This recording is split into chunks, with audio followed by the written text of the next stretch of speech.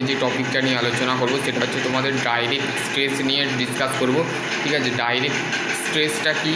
Direct stress that the which is the act of the perpendicular to the cross sectional to the member. তাহলে এর যে cross sectional যে মেম্বারটা আছে সেই মেম্বারটা কিন্তু তোমাদের কি থাকে?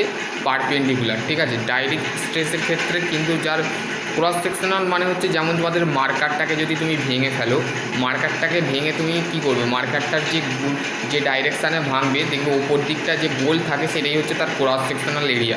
ঠিক আছে, যেমন তোমাদের আমি বলছি যে এই যে এটা মার্কার, ঠিক আছে, এই মার্কারটাকে তুমি ভাঙলে, ঠিক আছে, এই মার্কারের এই পজিশানটাকে বলা হচ্ছে তোমাদের, এইটাকে বলা হচ্ছে তোমাদের ক্রস সেকশনাল। ঠিক আছে, ক্রস সেকশনাল। ঠিক আছে, ক্রস সেকশনাল, বুঝতে পারলে? Cross sectional. তারপর হচ্ছে direct stress always of the is known the normal stress. ঠিক আছে, ডাইরেক্ট স্ট্রেসটা হচ্ছে আমাদের কি নর্মাল স্ট্রেসের মধ্যে পড়ে।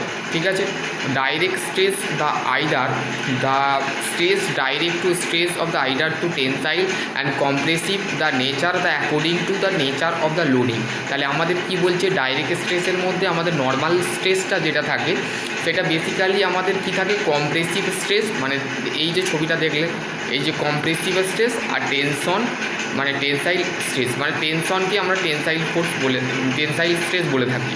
শিয়ারটা কি, when the to the equal and opposite force and the are the action the tangentially to the cross sectional the stress of the induced in the number of the is known as the shear stress। তাহলে এখানে তোমাদের number of tangent মানে হচ্ছে তিনটে বাহুটাকে নিয়ে আমাদের কিন্তু tangent হয়। ঠিক আছে, due to those the equal to the opposite force, মানে তোমাদের মানে যে ফোর্সটা দেওয়া হয় সেই ফোর্সটা আমাদের ইকুয়াল নয়, মানে বিপরীত দিক থেকে আমাদের ফোর্সটা দেওয়া হয়।